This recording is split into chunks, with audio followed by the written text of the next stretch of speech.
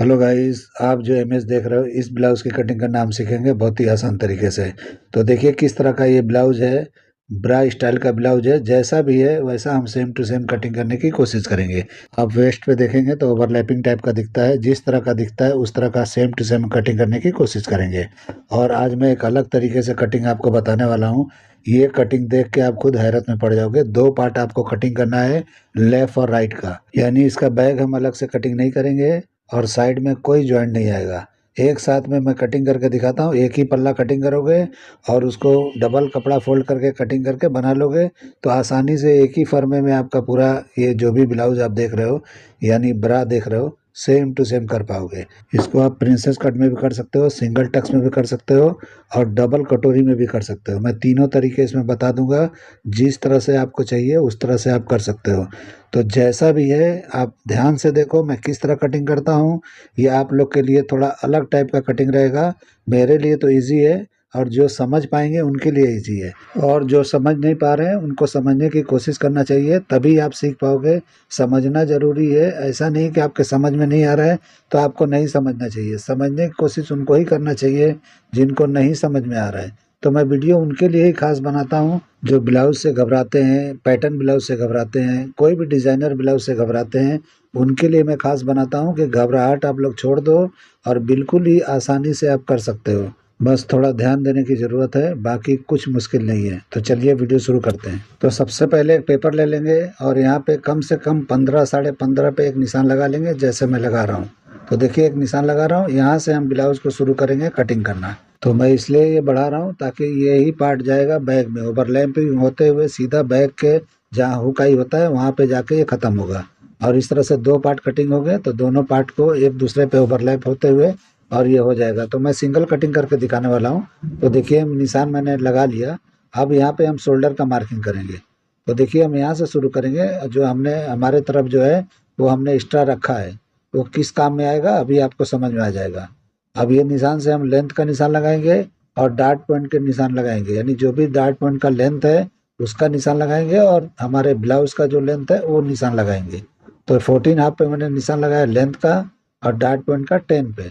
तो इस तरह से दोनों निशानों को हम बड़ा कर लेंगे ताकि हमको क्लियर दिखाई दे। तो जैसे मैं लगा रहा हूँ इस तरह से फॉलो करते हुए आपको जाना है और जो आपने बॉडी को नापा है उसी को फॉलो करना है।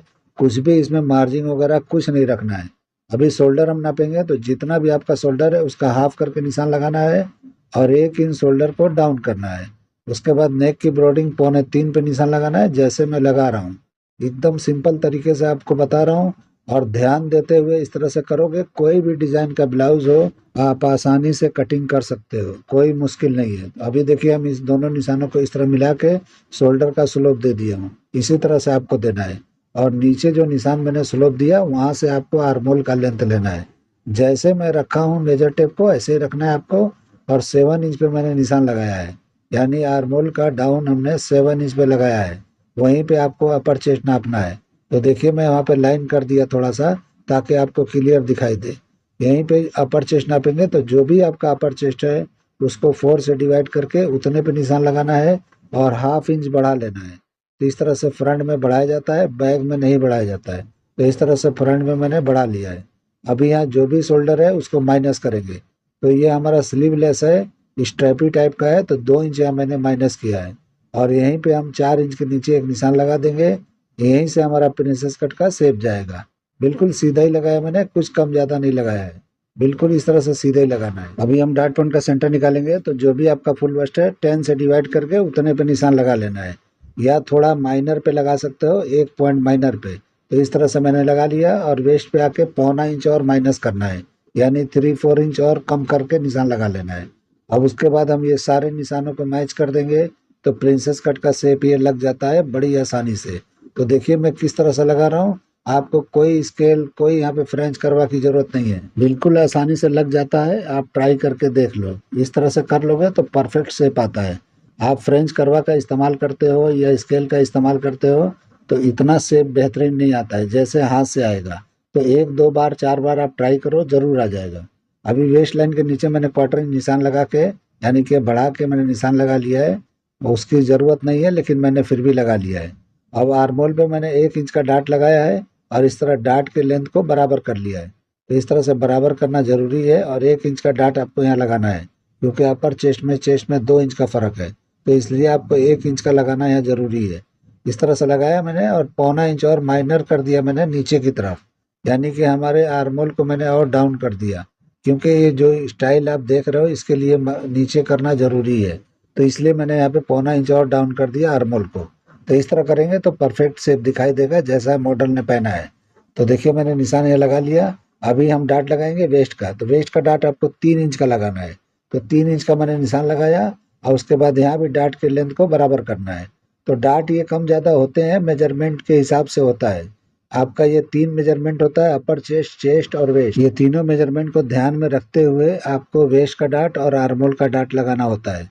तो अगर आपने ये समझ लिया तो बड़ी आसानी से कोई भी ब्लाउज हो, कोई भी साइज का आप कटिंग कर पाओगे। तो देखिए इस तरह से मैंने निशान लगा के अब प्रिंसेस कट का शेप मैं दे रहा हूँ। तो इस तरह से मैंने ऊपर का शेप लगा लिया, नीचे का भी शेप आपको लगा लेना है। तो बिल्कुल जैसे मैं लगा रहा हूँ इस तरह से आपको शेप दे देना है, टेढ़ा मेढ़ा नहीं करना है, बिल्कुल जैसे मैंने किया उस तरह कर लेना है। अगर आपके मार्किंग में टेढ़ा मेढ़ा होता है तो आप जब कैंची चलाते हो तो वहाँ पे एकदम परफेक्ट हो जाना चाहिए। तो जितना ही क्लीन कटिंग करोगे उतना ही अच्छा दिखाई देगा, खूबसूरत दिखाई देगा। तो इस तरह से आपको अच्छी तरह समझ के शेप लगाना है। शेप बहुत ज़रूरी है, आप कुछ भी बनाते हो शेप का ध्यान रखा करो, शेप बेहतरीन होना चाहिए, कहीं भी पॉइंट नहीं निकलना चाहिए। जिस तरह से राउंड बॉडी होता है तो राउंड राउंड हर जगह होना चाहिए। तो देखिए मैं इस तरह से वेस्ट की लाइन भी बंद कर दिया और साइड भी बंद कर दिया मैं। तो इस तरह से हमारा ये निशान लग गया। अब यहाँ पे हम नेक का निशान लगाएंगे। तो देखिए मैं किस तरह लगा रहा हूँ, बिल्कुल स्ट्रैप का पट्टा मैंने पतला रखा है। आप यहाँ चौड़ा चाहिए तो चौड़ा भी कर सकते हो, इससे पतला चाहिए तो इससे पतला भी कर सकते हो। अभी हम वहीं पे डार्ट पॉइंट के सामने से ही लेंगे निशान, यानी नेक का डीप नेक जो है वहीं से लेंगे। तो देखिए वहीं पे आ रहा है, तो 10 इंच के करीब आया है। तो आपको वहाँ से लेना है तो वहाँ से भी ले सकते हो। ऊपर से लोगे तो शेप नहीं बढ़िया आएगा, जैसा चाहिए वैसा नहीं आएगा, इसलिए आपको वहीं निशान लगाना है बिल्कुल डार्ट पॉइंट के सामने। और इस तरह से नेक का शेप मैंने लगा दिया। अब देखिए आपको जो भी ब्रॉडिंग चाहिए साइड में, यानी जो भी आप साइड का पार्ट देख रहे हो तो उसकी चौड़ाई का निशान मैं लगा रहा हूँ। और इस तरह से मैंने बैक की तरफ एक निशान लगा दिया, तो यही पट्टा बैक में चला जाएगा। तो थोड़ा शॉर्ट है, बाद में मैं ज्वाइंट कर लूँगा। अब यहाँ पे लोअर चेस्ट का निशान लगाएंगे, तो जो भी लोअर चेस्ट है उससे थोड़ा बढ़ा के मैं निशान लगा रहा हूँ। तो इस तरह से आपको जितना चाहिए यहाँ पे बढ़ा के चाहिए तो बढ़ा के लगा सकते हो, यानी बस्ट को अच्छी तरह से कवर हो उस तरह से आपको लगा लेना है। तो इस तरह मैं थोड़ा सा बढ़ा के लगाया हूँ, यानी लोअर चेस्ट जितने पे आता है उससे मैंने थोड़ा आधा इंच के करीब बढ़ा लिया है। और इस तरह से मैंने शेप दे दिया। तो सेंटर में मैंने 2 इंच के करीब रखा है और इस तरह से शेप दे देना है। तो देखिए मैं किस तरह से शेप दे रहा हूँ, इस तरह से शेप देते हुए जाओगे, अच्छी तरह से आप समझ के करोगे तो कटिंग आसानी से कर पाओगे। तो देखिए मैंने किस तरह शेप लगाया है, तो इस तरह से आपको लगाना है।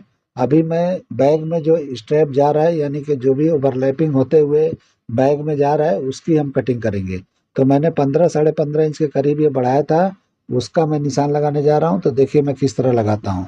तो ये मैंने लगा दिया, हमारे जो भी लेंथ का निशान था उससे एक सीधा निशान मैंने खींच लिया इस तरह से, ताकि हमको पता चले कि कितने पे लगाना है। और 5 से साढ़े 5 इंच के करीब नीचे डाउन करके आपको एक निशान लगाना है, जैसे मैं लगा रहा हूँ। अभी देखिए निशान गलत हो गया, हमको यहाँ नहीं लगाना था, ये रॉन्ग हो गया। हमको लगाना था ऊपर वाले जॉइंट पे, हमने लगा दिया लेंथ वाले पे। तो इस तरह से समझ के लगाना है। गलतियाँ देखो किससे भी हो जाता है, मैं भी गलतियाँ यहाँ पे किया और सुधार भी लिया। तो इस तरह से आपको समझ के कर लेना है। अभी जो भी चौड़ाई आपको पट्टा पीछे लेके जाना है वो चौड़ाई अपने हिसाब से समझ के आप लगा सकते हो। तो जैसे मैं लगाया वैसे भी लगा सकते हो, कुछ चेंजिंग करके लगाना है वैसे भी कर सकते हो। तो ये हमारा निशान रॉन्ग हो गया, उसका मैंने छोड़ दिया, तो उसको आपको कटिंग नहीं करना है। तो देखिए मैं किस तरह से कटिंग कर रहा हूँ, और कटिंग में मार्किंग पे ही कर रहा हूँ। और जब भी आप कपड़े पे जाते हो तो मार्जिन छोड़ते हुए जाना है, क्योंकि मेरे फर्मे में कहीं मार्जिन नहीं होता है। आपको पता है कि जितना पकड़ के स्टिच किया जाता है उतना ही मार्जिन छोड़ा जाता है, और साइड में कम से कम 1.25 से 1.5 इंच एक्स्ट्रा रखा जाता है लूज टाइट के लिए। तो इस तरह से आपको कर लेना है। अभी देखिए हमारे बैक का जो भी स्ट्रैप जा रहा था आर्मोल से होते हुए, तो वहाँ पे जॉइंट में लगा रहा हूँ। तो इस तरह जॉइंट लगा के और इस तरह से जो भी लेंथ है कम से कम 9 से 9.5 इंच का लंबा हम कटिंग कर लेंगे। तो मैं नाप के दिखाता हूँ आपको। तो 9.5 के करीब मैं निशान लगाने जा रहा हूँ। तो इस तरह से आपको लगा लेना है। ये पट्टा जाके आपके हुक आई के पास जाके ये जॉइंट हो जाएगा। तो थोड़ा और झुका के लगाएंगे तो और बेहतर होगा। मैंने थोड़ा सीधा कटिंग कर लिया है, क्योंकि मैं ज़्यादा नीचे इसलिए नहीं किया कि आर्मोल मेरा ऊपर दिख रहा था। लेकिन आर्मोल को और नीचे की तरफ करोगे तो अच्छी तरह सही जगह पे जाके बैठेगा। तो थोड़ा ये मिस्टेक है मेरे हिसाब से। तो आप देख लेना, अगर आप कटिंग करने जा रहे हो, बनाने जा रहे हो, तो इस पे ध्यान देते हुए आपको कर लेना है। तो इस तरह मैंने बढ़ा दिया और कटिंग कर दिया, यानी कि ज्वाइंट करके और इस तरह मैंने कटिंग कर लिया ताकि ये इक्वल हो जाए। अभी मैं इस तरह से करके आपको दिखाता हूँ कि किस तरह का ये फिनिशिंग दिखता है और किस तरह से मैंने कटिंग किया है। इमेज मेरे सामने नहीं है, इमेज मोबाइल में है जिससे मैं रिकॉर्ड कर रहा हूँ, इसीलिए मेरे सामने नहीं है। तो कुछ भी थोड़ा 19-20 होगा तो आप लोग देख लेना, समझ लेना। तो इसलिए मैं बता रहा हूँ ताकि आप लोग को कुछ ऐसा ना लगे कि इमेज अलग है और कटिंग थोड़ा अलग है। ऐसा कुछ नहीं है, आप देख के थोड़ा 19-20 करके कर सकते हो। तो देखिए इस तरह मैंने कटिंग कर दिया। अब हम क्या करेंगे, पहले बैक की कटिंग करेंगे। तो मैंने बोला था बैक की कटिंग नहीं होगा, लेकिन आर्मोल के लिए आपको बैक की कटिंग करना है, यानी आर्मोल की कटिंग करना है जो बैक में गया है। तो आप देखोगे स्ट्रैप गया है तो लंबा आप छोड़ सकते हो, लेकिन ये पीछे आर्मोल में आपको अगर आर्मोल का शेप देना है तो इस तरीके से आप दे सकते हो। क्योंकि मेरे पास दो इमेज है, दोनों में अलग अलग है, ये इमेज अलग दिखता होगा और ये इमेज अलग दिखता है, तो दोनों में अलग अलग है। तो आपको सीधा अगर स्ट्रैप लगाना है तो सीधा एक पट्टा लगा के कर सकते हो। अगर आर्मोल बैक का शेप में चाहिए तो इस तरह जो मैं बता रहा हूँ इस तरह कर लेना। तो देखिए आपके राइट साइड में जो दिख रहा है उसका आर्मोल अलग है और जो आपके लेफ्ट साइड में दिख रहा है उसका आर्मोल अलग है। तो इसलिए आपको समझ के दोनों में से कोई भी कर सकते हो। तो मैं ये आर्मोल शेप वाला दिखा रहा हूँ जो आर्मोल की तरह दिखता है, यानी आपके राइट साइड में जो दिख रहा है उसके हिसाब से मैं बता रहा हूँ। और लेफ्ट साइड वाला सीधा स्ट्रैप है जो जाके बैक में ज्वाइंट हो गया है। तो दोनों में से कोई भी आप यूज़ कर सकते हो, आपकी मर्जी है। तो देखिए मैं इस तरह से आर्मोल का शेप लगाया, जैसे लगाया जाता है उस तरह से मैंने निशान लगा के अब कटिंग कर लेंगे और इसको हम उसी में ज्वाइन कर देंगे फ्रंट वाले स्ट्रैप में। तो ऑटोमेटिक ये परफेक्ट हो जाएगा और जाके बैठ जाएगा। यानी मैं इसको आपको कटिंग करके डमी में भी लगा के दिखा देता हूँ कि ये किस तरह का दिखता है ताकि आपको अच्छी तरह समझ में आए। तो देखिए अभी हम इसको चिपका लेंगे और उसके बाद आपको दिखाता हूँ कि कैसा दिखता है। तो यहाँ चिपकाना जरूरी है, अभी डाट उट का कटिंग बाकी है। तो अभी हम डाट की कटिंग करेंगे और आपको दिखाते हैं कि किस तरह से प्रिंसेस कट में भी कर सकते हो, सिंगल टक्स में भी कर सकते हो और यानी डबल कटोरी में भी कर सकते हो। तो देखिए किस तरह का दिख रहा है, यानी दो पार्ट इसका कटिंग करोगे दोनों ओवरलैपिंग के साथ बन जाएगा लेफ्ट राइट में। तो देखिए अभी हम डाट की कटिंग पहले करेंगे, वेस्ट के डाट का और आर्मोल के डाट का, यानी नीचे वाले पार्ट को कटिंग करेंगे और यहाँ डाट को क्लोज करेंगे। तो इस तरह क्लोज करके अब शेप आर्मोल का हम अच्छी तरह से देंगे ताकि स्ट्रैप भी एक जैसा दिखाई दे, आर्मोल का शेप जाके अच्छी तरह दिखाई दे, यानी इक्वल दिखाई दे, अच्छी तरह से शेप दिखाई दे। तो उस तरह से आपको करना है। तो देखिए यहाँ भी आपको चिपका लेना है अगर आपको सिंगल टक्स में करना है तो। अगर सिंगल टक्स में नहीं करना है तो ये चिपकाना आपको नहीं है और बराबर पे जिस तरह से है रख के और शेप दे देना है। तो देखिए कुछ भी यहाँ टेढ़ा मेढ़ा दिखता है तो आपको सुधार लेना है। तो चौड़ा पतला अगर दिखता है तो यहाँ पे इक्वल कर लेना है कि सारा ये पार्ट एक जैसा इक्वल दिखाई दे। तो इस तरह कटिंग करके और बराबर करके जब कटिंग करोगे तो सुंदर बनेगा और अच्छा बनेगा। तो देखिए हमारा आर्मोल का शेप ये लग गया। अभी देखिए बैक फ्रंट सब कुछ एक ही साथ हो गया। अभी हम क्या करेंगे, यहाँ पे सिंगल टक्स को ज्वाइन करके आपको दिखाते हैं किस तरह का दिखता है। तो इस तरह सिंगल टक्स में भी बनाओगे तो चलेगा। अगर आपका एम्ब्रॉयडरी वाला है तो मैं तो बोलूँगा कि सिंगल टक्स में ही बनाओ तो ज़्यादा बेहतरीन दिखेगा। आपको इस तरह कटोरी में करना है तो इस तरह का शेप देना है जैसे मैंने अभी इशारा किया, यानी कि देखो मैं मार्किंग करके दिखा देता हूँ। तो डबल कटोरी में चाहिए तो डाट को क्लोज कर देना है जो भी वेस्ट का डाट है और उसके बाद यहाँ पे कट कर लोगे तो डबल कटोरी में होगा। तो ये दो पार्ट में हो जाएगा, नीचे का अलग ऊपर का अलग। तो इस तरह भी आप कर सकते हो, उस तरह भी कर सकते हो। तो जैसे चाहिए आप बना सकते हो, आपकी मर्जी है।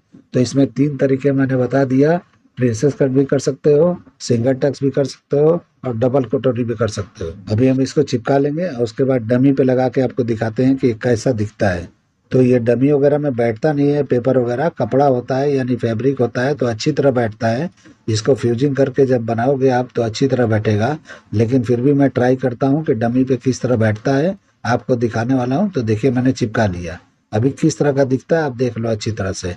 ये आर्मोल जो है घूम के पीछे से आ जाएगा और ये ओवरलैपिंग चला जाएगा, यानी दो पार्ट होगा तो ओवरलैप दिखाई देगा।